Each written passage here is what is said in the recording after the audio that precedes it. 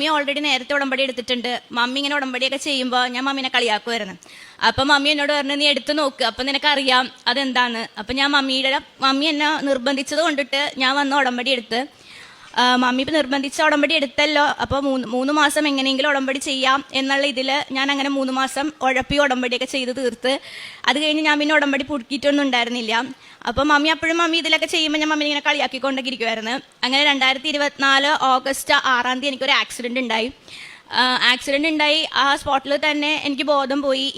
അവർ വേഗം ഹോസ്പിറ്റലിലേക്ക് തന്നെ കൊണ്ടുപോയി. അപ്പം എനിക്ക് ഇൻറ്റേർണൽ ബ്ലീഡിങ് ഉണ്ട്, സ്പൈനലിൽ ഇഞ്ചുറി ഉണ്ട്, അടിയിലേക്ക് ഇനി തളർന്നു പോവും, കിട്ടില്ല, ICU അഡ്മിഷൻ വേണം, എത്ര നാൾ ICU കിടക്കണം എന്നൊന്നും പറയാൻ പറ്റില്ല എന്ന് പറഞ്ഞു. അങ്ങനെ മമ്മിയുടെ നിർബന്ധം കൊണ്ട് ഞാൻ മാതാവിൻ്റെ കാശുരൂപം ഇപ്പോൾ എൻ്റെ മാലയിൽ ഇടുമായിരുന്നു. അപ്പോൾ അവരെൻ്റെ ഡ്രസ്സും സാധനങ്ങളൊക്കെ മമ്മിയുടെ കയ്യിലേക്ക് കൊടുത്തപ്പോൾ എൻ്റെ ചോരയിൽ കുളിച്ച കാശുരൂപം മമ്മിയുടെ കയ്യിൽ കിട്ടി. മമ്മി ആ കാശുരൂപത്തിൽ പിടിച്ച് പറഞ്ഞു, മാതാവിൻ്റെ സംരക്ഷണം എൻ്റെ മോക്കുണ്ടെന്ന് ഞാൻ ഇപ്പോഴും വിശ്വസിക്കുന്നു, എനിക്ക് എൻ്റെ മോളെ തിരിച്ചു വേണം എന്ന് പറഞ്ഞിട്ട് മമ്മി എപ്പോഴും പ്രാർത്ഥിച്ച്. അങ്ങനെ മമ്മി ആ രാത്രി ഫുള്ള് ഉറങ്ങിയിട്ടേ ഇല്ല. മമ്മി കാശുരൂപം വെച്ചിരുന്ന് പ്രാർത്ഥിക്കായിരുന്നു. അങ്ങനെ പിറ്റേ ദിവസം വൈകിട്ട് മമ്മി എന്നെ കാണാനായിട്ട് ICUയിൽ വരുമ്പോൾ എനിക്ക് ബോധം വന്നിട്ടുണ്ട്. ഞാൻ കണ്ണുറന്ന് മമ്മീൻ്റെ അടുത്ത് സംസാരിച്ച്. അങ്ങനെ അത് കഴിഞ്ഞിട്ട് ഒരു ദിവസം കഴിഞ്ഞപ്പോൾ തന്നെ എന്നെ റൂമിലോട്ട് ഷിഫ്റ്റ് ചെയ്ത്. 4 ദിവസം കഴിഞ്ഞപ്പോൾ അവരെന്നെ അവിടെ നിന്ന് ഡിസ്ചാർജ് ചെയ്തു.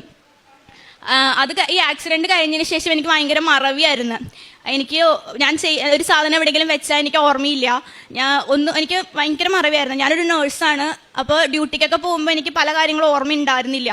അപ്പം ഞാൻ ഇത് മമ്മീൻ്റെ അടുത്ത് പറഞ്ഞപ്പോൾ മമ്മി എന്നോട് പറഞ്ഞ്, മോള് പ്രത്യക്ഷീകരണ പ്രാർത്ഥന ചൊല്ലി ഉടമ്പടി തൈലം തലയിൽ നെറ്റിയിൽ തേച്ച് കുരിശ് വരച്ചിട്ട് പ്രാർത്ഥിക്കുക, ജോലിക്ക് മാതാവ് കൂടെ വരും എന്ന് പറഞ്ഞു. അപ്പം അപ്പോഴും എനിക്കങ്ങനെ വലിയ വിശ്വാസം ഒന്നും അപ്പോഴും ഉണ്ടായിരുന്നില്ല. പിന്നെ മമ്മി പറഞ്ഞല്ലേ എന്ന് ഓർത്തിട്ട് ഞാൻ അങ്ങനെ ചെയ്യുമായിരുന്നു. പക്ഷേ മമ്മി പറഞ്ഞത് ഞാൻ അങ്ങനെ ചെയ്ത് കഴിഞ്ഞപ്പോൾ എൻ്റെ കൂടെ മാതാവ് വരുന്നുണ്ടെന്നുള്ളൊരു ഫീലിംഗ് എനിക്കുണ്ടായി. എനിക്ക് ഓർമ്മക്കുറവോ അങ്ങനത്തെ പ്രശ്നങ്ങളൊന്നും പിന്നെ ഉണ്ടായിരുന്നേ ഇല്ല. അങ്ങനെയാണ് എനിക്കിതിലേക്ക് വിശ്വാസം വന്നു തുടങ്ങിയത്.